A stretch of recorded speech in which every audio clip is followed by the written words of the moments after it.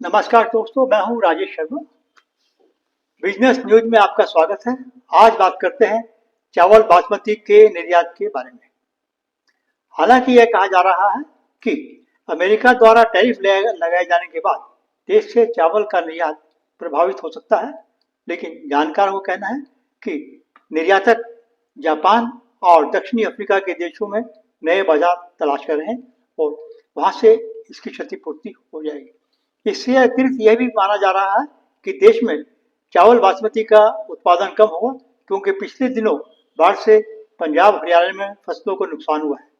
लेकिन जानकारों का कहना है कि इसके बावजूद देश में चावल का उत्पादन बासमती चावल का उत्पादन 80 से 85 लाख टन के बीच होने का अनुमान है, जो लगभग गत वर्ष के समान ही है।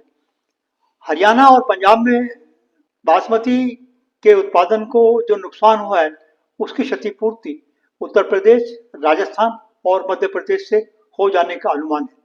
जानकारों का कहना है कि चालू वित्तीय वर्ष यानी 2024-2025-26 के दौरान देश से चावल बासमती का निर्यात बढ़कर 65 लाख टन तक हो सकता है, जबकि गत वर्ष इसका निर्यात 60 लाख टन के आसपास था।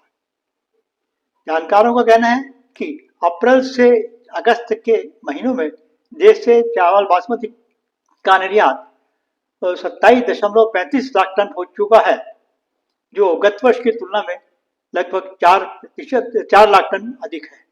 इसी बीच पंजाब और हरियाणा की मंडियों में नए बासमती धान की आवक आरंभ हो गई है। 1509 किस्म के धान की आवक आरंभ होगी और दिल्ली बाजार में उसका चावल भी आने लगा है। 1509 किस्म के चावल का भाव सेला चावल का भाव पिछले कुछ दिनों में लगभग 400 रुपये घटकर 6,300 रुपये प्रति क्विंटल रह गया है, जबकि स्टीम का भाव 300 रुपये घटकर 7,000 से 7,200 रुपये प्रति क्विंटल रह गया है।